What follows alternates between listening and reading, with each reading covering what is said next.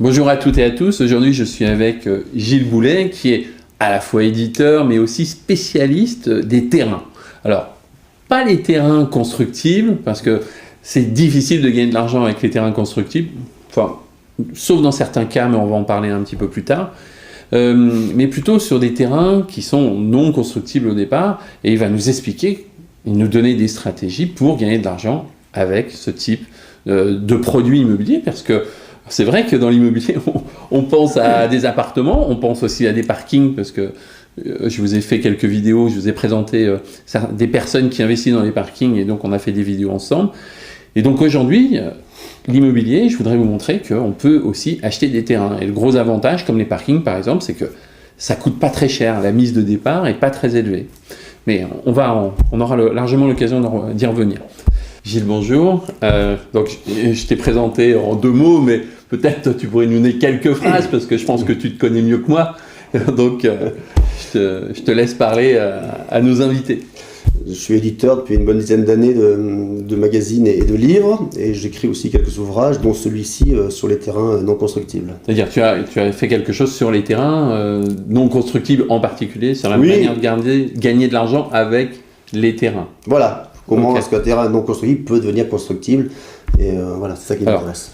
Donc moi je voudrais, bien sûr c'est le but de ces vidéos, que tu nous expliques des trucs, des astuces, des stratégies, comment on fait pour gagner de l'argent avec les terrains.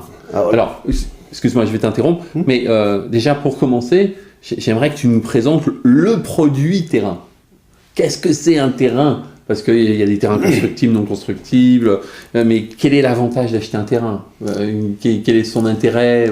Vas-y, je t'écoute. Oui, alors le terrain, son gros intérêt, celui dont on va parler, le terrain non constructible, c'est que, bon, déjà, il ne vaut pas très cher, et on a deux espoirs. Le premier, c'est ce qu'on appelle le jackpot, donc ça c'est du spéculatif, c'est le cas où il devient constructible, et dans ce cas-là, sa valeur va être multipliée par 10, voire par 100, lorsqu'il deviendra constructible. Et le deuxième paramètre qui est intéressant, c'est que s'il ne devient pas constructible, on peut raisonnablement penser qu'il va se valoriser gentiment de 3% par an. En tout cas, c'est ce qu'il a fait depuis 18 ans, inflation d'études, ce qui est pas rien. C'est donc 3% en plus de l'inflation. Voilà, 3% en plus d'inflation, c'est ça. Donc quand on avait 5% d'inflation, on avait 8% voilà, de plus-value sur une année. Il y a des statistiques qui sont comme ça au niveau national, et on pense que ça va durer parce qu'il y a un rattrapage qui se fait entre les prix pratiqués en France, qui sont 2 à 3 fois moins élevés que dans les pays voisins. Hors période spéculative, c'est vrai que l'Espagne a dû monter trop haut et descendre ensuite, mais globalement, ce type de terrain non constructible... L'Espagne, c'est encore très spécial, parce qu'il y avait beaucoup de corruption. J'ai vécu 5 ans en Espagne et j'ai vu des choses un peu bizarres. Alors combien ça coûte globalement un terrain ? Alors les terrains qui nous intéressent, c'est précisément les terrains qui intéressent personne. Donc par conséquent, ils valent pas grand-chose. Ils intéressent pas l'agriculteur parce que il peut rien y faire pousser. Ils intéressent pas le promoteur parce que c'est pas constructible. Donc pour lui, c'est pas intéressant, et vous, ce serait beaucoup trop cher à acheter. Il n'intéresse pas la mairie qui a pas de projet dessus. Voilà, c'est un terrain qui intéresse personne.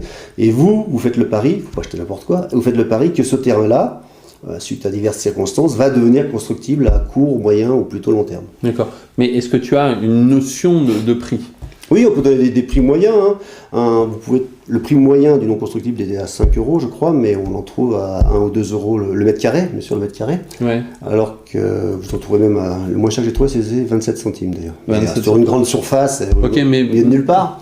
Mais si on dit que 5 € le mètre carré, mais est-ce qu'on arrive à trouver n'importe quelle surface ? C'est ça que aussi, parce que si on t'oblige à acheter 5 hectares, mettons 50 000 mètres carrés, obligatoirement, 50 000 multiplié par 5 €, ça fait 250 000 €. Donc ça devient des sommes importantes.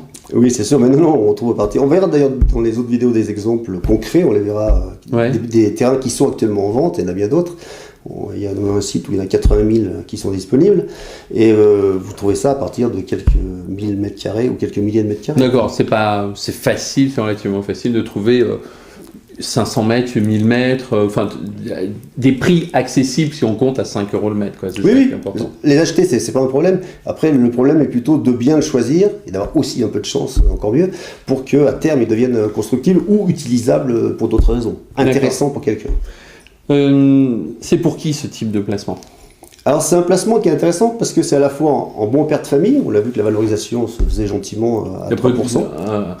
ce qu'on appelle un placement de père de famille, c'est-à-dire où il y a peu de risques. Oui, il y a peu de risques, ça préserve votre patrimoine. Le père de famille, c'est ça, il gère ses intérêts au mieux de ses enfants, donc il essaie de conserver la valeur de son patrimoine sans le faire manger en faisant des risques disproportionnés. Donc là, on joue sous les deux tableaux, à la fois un placement de père de famille et à la fois un placement spéculatif, parce que si ça veut rire, comme on dit dans les affaires, si ça veut rire, ça peut devenir effectivement un peu le coup du siècle, si j'ose dire. Voilà, un terrain de 5000 m2 dont la valeur passe de 1 euro à 100, évidemment, ça fait 500 000 euros, ça fait des chiffres assez énormes, voilà, dans la configuration idéale. Ouais, mais si jamais il ne va pas constructible, on peut espérer qu'on récupérera ses billes à la sortie. C'est vrai que moi j'ai fait ce type de pari. Par exemple, j'ai acheté 2 hectares dans le Luberon et j'ai payé 10 000 euros les 2 hectares, ce qui était vraiment cacahuète, même si c'était pas constructible. Et c'est vrai que j'ai pas de date j'ai pas d'objectif de date pour qu'ils deviennent constructibles, mais il est clair que c'est le jackpot. Bon, alors de fait, moi j'ai donné à mes enfants. Je veux dire que c'est un placement que vous pouvez faire, c'est un placement immobilier qui peut être très intéressant pour vos enfants. Parce que le problème des terrains, c'est que vous ne connaissez pas l'échéance. C'est-à-dire que si vous avez beaucoup de chance, ça peut être dans 4-5 ans, et si vous n'en avez pas beaucoup, ça peut être dans 20 ou 30 ans. Si je prends mon cas, moi j'ai 53 ans, je l'ai donné à mes enfants parce que j'ai pas de perspective. Bon, alors, j'ai fait un deal avec mes filles, parce que vous savez que j'ai des filles. J'ai dit, bon, les filles, si ça rentre, vous m'en laisserez un petit bout quand même pour moi, pour que je construise une maison. Bon, enfin bref, ça c'est juste pour l'anecdote. Mais c'est vrai que c'est un type de placement qui est très intéressant à faire pour les enfants parce que ça ne demande pas beaucoup d'argent. Pour quelques milliers d'euros, vous pouvez acheter de la terre. La terre, bon, tu l'as dit en préambule, on peut pas la créer. Alors que des habitations, un immeuble, on peut le construire, on peut le détruire, et on peut reconstruire dessus. Mais là, on ne peut pas recréer. Et moi, je trouve ça, c'est relativement intéressant. Je t'ai coupé, tu voulais dire? Je voulais dire que le donner à ses enfants, c'est aussi une bonne stratégie patrimoniale, puisque ça évite qu'il y ait des frais de succession importants là-dessus, importants ou pas, mais en tout cas, c'est toujours ça d'économiser.